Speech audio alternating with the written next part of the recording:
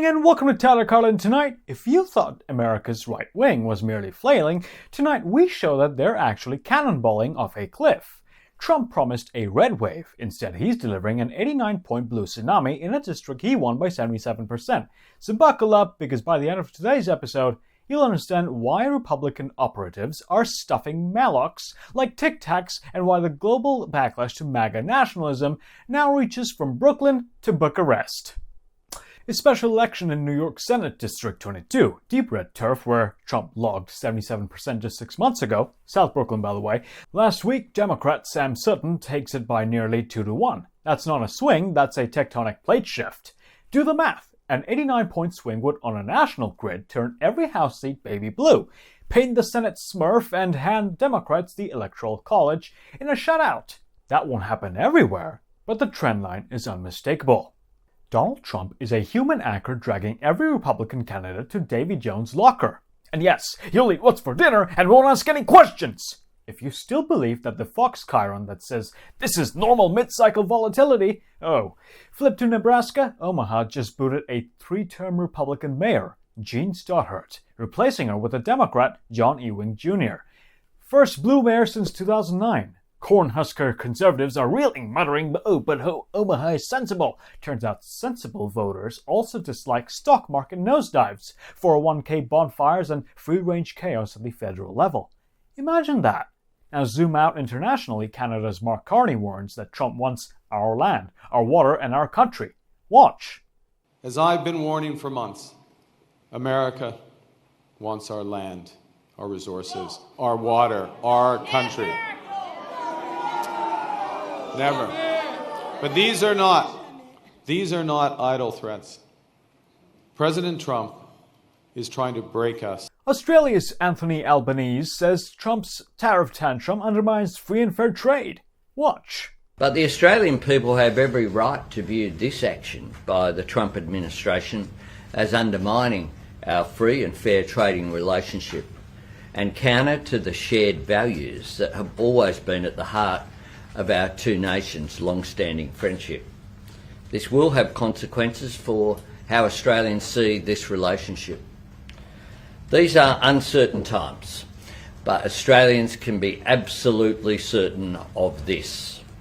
Our government will always stand up for Australian jobs, Australian industry, Australian consumers, and Australian values. Romania. Pro-EU centrist Nikos Ordan stomped far-right MAGA fanboy George Simeon, the guy who literally called himself a Trumpist president. Simeon vowed to halt aid to Ukraine, cozy up to Moscow, and make Romania great again. Romanian voters handed him a metaphorical Vlad Tipis steak instead. In other words, from Ottawa to Oz, anyone seen swapping friendship bracelets with Donald Trump gets curb-stomped at the polls. The contagion is so potent, your race can be in another hemisphere and still succumb to orange fever.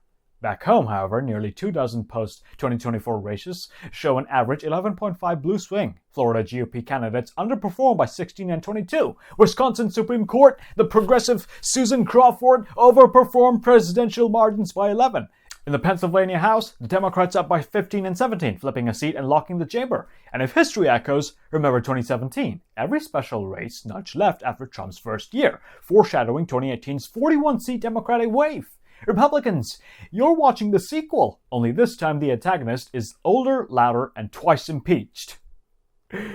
So in the House, the Republicans are so rattled that they schedule bill markups at 1 a.m. You only do graveyard shifts if you're embalming a corpse or passing a tax scam nobody's supposed to see. Even their own moderates are clutching rosaries. Trump rushes to Capitol Hill, drags them to a basement room, then tries to whip votes with Big Mac breath. These are scared swing seat members still hearing town hall voters chanting, "Hands on my Medicaid," in their nightmares.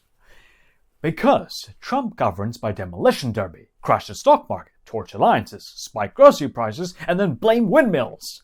Normal people notice. Seniors on fixed incomes don't care about Hunter Biden's laptop. They care that eggs cost $6. Meanwhile, MAGA legislators pose for TikTok while hospitals cut birthing wards. You'll eat what's for dinner and won't ask any questions, so shut up!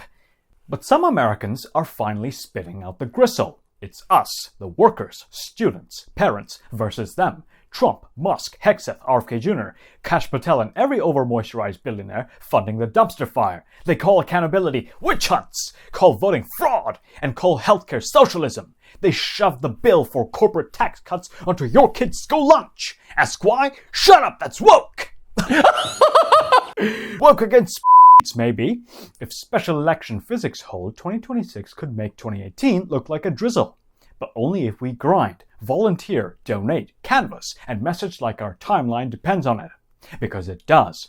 We're living in the worst possible timeline, by the way. Authoritarians thrive when good people scroll in silence. So smash the complacency, flood the polls, and drown big like candidates in a tidal wave of receipts. The lesson is crystal clear. Trumpism is an anchor, not a life raft. While they drag themselves under, we surface. So join the revolution. Subscribe, ring the bell, and share this with everyone who's tired of being told asking questions is racist and woke. They want to censor us, demonetize us, and maybe even shut us down. But guess what? We're not going anywhere. I'm Tyler Carlin, and if they hate that, good. It means that we're doing something right. Good night.